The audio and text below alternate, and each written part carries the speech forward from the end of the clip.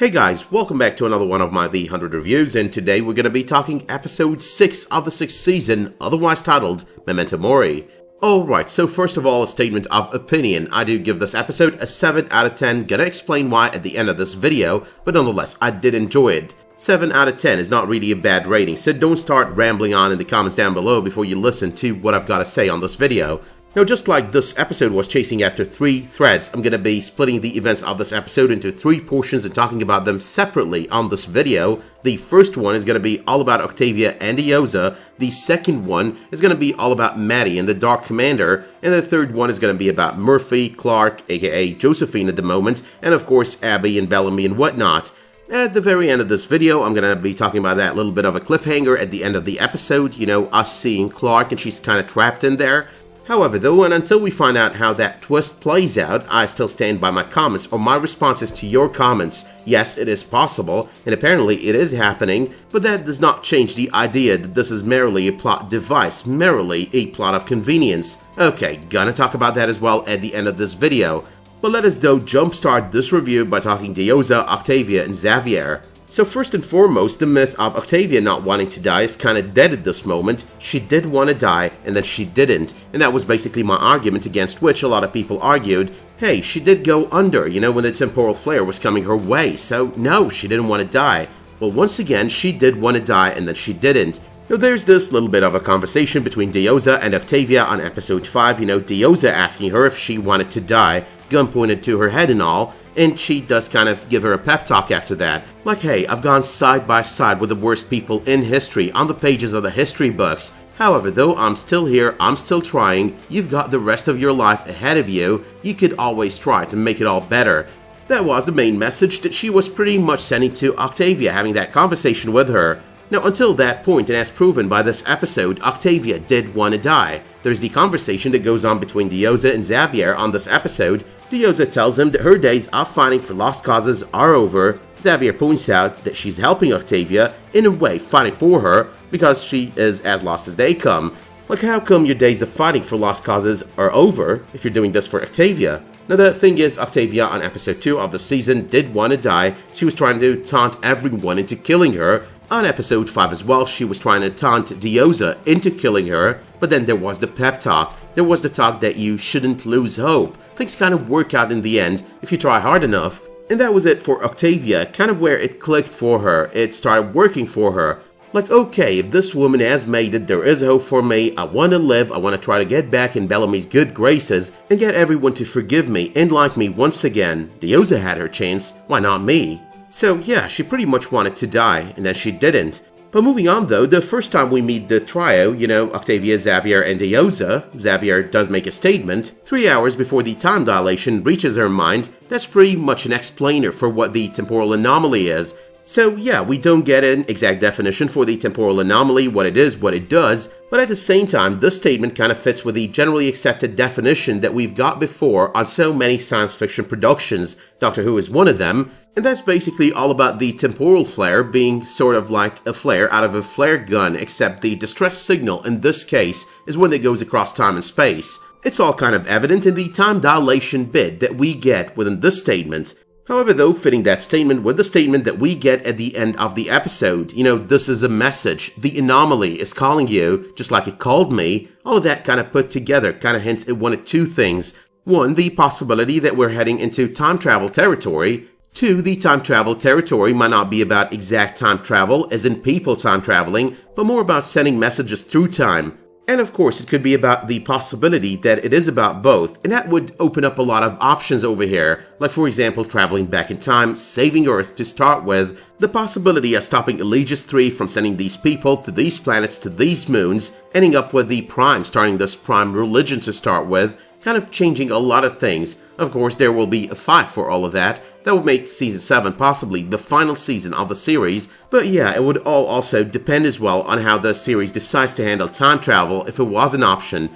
The only thing though that we could establish at this moment is this anomaly is a time anomaly. We're gonna get to find out more about it, and then we could expand on all the theories and think about all the possibilities out there. Not gonna expand too much at this moment. But the final part about Octavia is that her hand is not gonna decay completely. It does seem like there is something out there, a mission that she's gotta go on towards this anomaly, towards finding out what's going on. And just like Xavier, who apparently got hit by the temporal anomaly before, I believe that her hand is gonna end up healing. But that though is all I've got to say on the part about Diosa, Octavia, and Xavier, so let's move on to the part about Maddie and the Dark Commander. Alright, so all of these scenes with Maddie and the Dark Commander were very well acted in my opinion. However though, to me it all felt a little bit underwhelming, because they did kind of rush to the conclusion at the end of the episode, you know, Maddie kind of giving in to the Dark Commander. Like, I would have wanted this to play a little bit longer before she even starts deciding or contemplating to give in to the guy.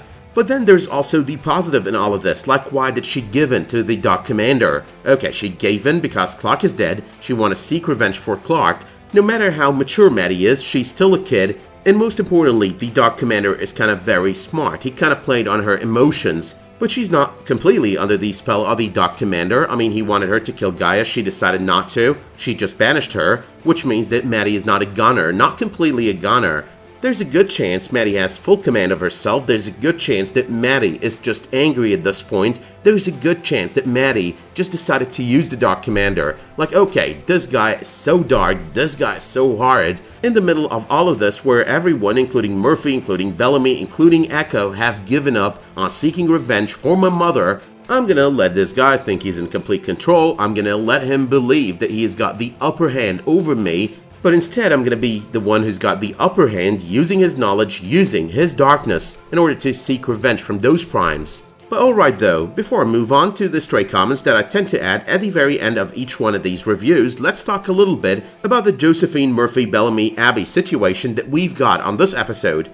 Okay, so obviously the reason Josephine needed Murphy was to get information on how to convince Abby to help her.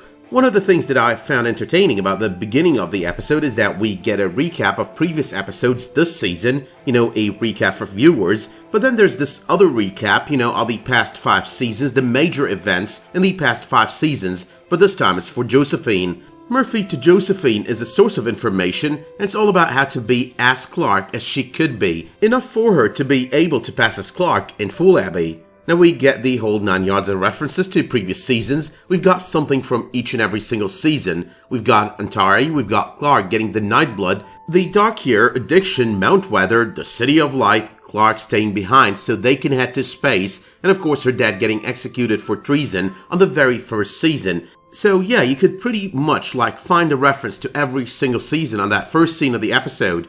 Now during that scene as well, we get the statement from Josephine. You know, she might be all kinds of evil, but she still kind of finds herself admiring Clarke. And that's an interesting point, because that's going to play a lot into the events of next week's episode. Like, we're going to see Clarke trying to fight her way out, and we're going to see Josephine trying to play Clarke, trying to get rid of her. We're going to see a lot of resistance from both sides. The resistance of Clarke to go forever, and the resistance to Josephine to be taken down by Clarke.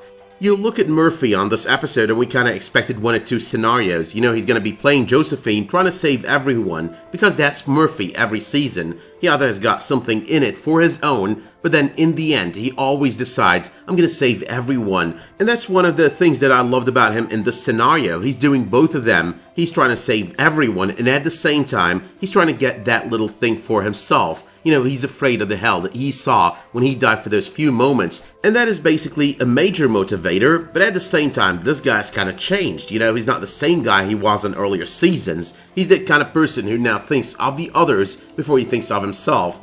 But let us look at these characters one by one. We've got Josephine. She does play on this episode on Abby's emotions, as expected. She uses the information that she got from Murphy. She uses the love that Abby holds for Kane, the respect that she holds for Kane, and in the end she uses a play on the words that she overheard Abby say on last week's episode. So that's basically the final string that she plays in the symphony of trying to convince Abby, you know, Kane deserves to be here more than the rest of us combined. So she's playing on her emotions, she's playing on her love for Kane, and she's definitely playing on her guilt towards Kane and towards everything wrong that she's done in the past. Now, we don't really see Abby again for the rest of this episode, so I'm not really sure where Abby stands over here. I'm not really sure if she was actually fully convinced by the end of that scene. I mean, she did seem to have her doubts. She did seem to have her doubts towards Clarke as well. So she might actually know, she might actually realize it. You know, this girl is not my daughter. And in that case, she's possibly and probably trying to figure a way out, not just for herself, but also for her daughter. But alright though, there are other bits and pieces when it comes to this part of the episode that I'm going to be talking about with my stray comments, but for the time being, let's talk about that ending. So Clarke is trapped in there. She's not completely erased, she's not completely gone, she's not completely dead, she's still in there, in the back of the mind of Josephine. Now this is a review of a TV series, so don't take it too much to heart. It's my opinion, I'm entitled to it, just like you are entitled to thinking the series is perfect. It's Oscar worthy, it's better than The Godfather, and better than Lord of the Rings, and better than everything that came before it and everything that will come after it. You're entitled to that, even if I don't agree with you. Now in my opinion, going through that route of storytelling might not be the best idea, but just like everything else, it kind of has its pros and it kind of has its cons. So I'm going to talk about a couple of pros here, the most important of all of them, and a couple of cons as well. So the pros are, number one, we're going to see a struggle between Josephine on one hand and Clarke on the other hand, and that's going to be the original Josephine, the Josephine that we got to watch in episode 2. Number two, a lot of people took a liking to the acting of the original Josephine, so we're going to get a little bit more of that. Number four, Clarke is not going to be sitting idle on some machine or on some memory chip, but she's rather going to be doing her part in order to come back. That's a good part of storytelling. I do love that part about the storytelling here. Because you've got Clarke, she's the lead character of the series, and you probably don't want to see the lead character of the series taking a backseat when it comes to the biggest dilemma of the season. So yeah, that's a pro as well. But that also brings us to the cons. The first of these cons is that these people are scientists, they are doctors and whatnot, they know the process that they have created, they know the surgery that they have created, and with these people being presented as the villains, I don't think they're supposed to be presented as this kind of idiotic, you know, not knowing what they're doing. But the second of these cons though is that makes Clarke super Clarke. I mean, if this is an exception to the rule, then Clarke is super Clarke. Now that means that the series is making an exception for her, kind of a common trope among TV series. It's your usual plot device or, you know, plot of convenience. But the problem with a plot device or a plot of convenience is that it's basically not rich on storytelling. You're basically creating an exception and then another exception until you've got all exceptions just to advance the story, and that doesn't make any kind of sense to me. Now a lot of people are going to come out here in the comments and state, hey, she had the flame in her, maybe that changed something about her. But let us remember though that the flame so far has been identified as something that's more of a hard drive.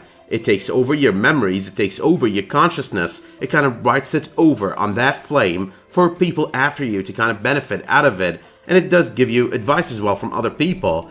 It does not implant anything in you, it does not change anything about you, it just gives you wisdom. It's kind of like reading a book, nothing more, nothing less. So that's what we've been given so far about the flame. Trying to explain what's going on through the flame is pretty much bending over backwards. And that's not just on the fans' end, but also on the producer's end. If they try to use the flame in order to explain all of this, that's bending over backwards. Now I don't want to waste a lot of time over this, so let's jump to the stray comments, get them over with, and end this video. So number one, all the talk about body snatching, that's all about Invasion of the Body Snatchers, the obvious reference to a movie out there, and that's basically a thing that all CW series do. Number two, not sure if anyone else felt the same way there, but the guy stuck in the tree reminded me very much of the Cave of the Three-Eyed Raven on GOT. Once again, a lot of inspirations from a lot of series on this season that we can see all over the place. Number 3, we get to know that Gabriel was Prime number 13. So the answer is yes, he used to undergo the same process, he used to be a Prime, he used to implant his memories and his consciousness, download them into other people, before he basically had an awakening of conscience and morality. But number 4, we've got the conversations between Raven and Riker on this episode. Now Riker does seem to be defending the whole concept, you know, the Prime's religion and whatnot, but he doesn't seem to be so happy with it at the same time. Like he's trying to defend it, but he's only really trying to defend himself. He does feel guilt about it. He's not happy about it. In my personal opinion, you could read that much between the lines, and in my personal opinion as well, I think that Riker is going to play a great role in the changes to come. Number 4, it does seem that everything that happened, you know, the choice of the families that ended up being the Prime families, I think those families were not selected, you know, on a random basis or on a status basis, but rather on the basis of the fact that Russell Lightbourne killed them all during the first eclipse they had to go through. Number 5, Josie takes her revenge against Kaylee a bit further, like to the next level. So these are the people she chooses to erase in order to provide for 4 memory chips. I suppose one is for Kane, the other one is for Murphy, the third one, because Murphy got 2, is probably for Mori, and I'm not really sure about the fourth one yet. But finally though, number 6, we've got the situation with Murphy going to Russell, bringing him into all of this, and stopping Josie from finishing Bellamy. Now I believe from what we saw in that scene that was all in agreement with Josie. Like, okay, I'm gonna do this, and I'm sure Bellamy is gonna stop there. He's gonna be changing his mind once we create that scene, and that's exactly what happened. She does seem very content with what he did at the very end, even though she's not so happy with it at the very beginning. Like, okay, you did what you were asked to do, you saved your friend, there you go. Here are your 2 chips. But that's all I've got on this episode, so you can let me know in the comments down below what you thought of the episode, what your favorite moments are, and what your thoughts and your theories are on the future of the season. Let me know as well if you did like this video by dropping it a much appreciated like, subscribing to this channel, and make sure while you're at it to enable notifications in order to get updates whenever I upload a video, publish a new community post, or start a new live stream. Until the next time though that you tune in for another one of my videos, the 100 or otherwise, thank you so much for tuning into this video, and have a great day.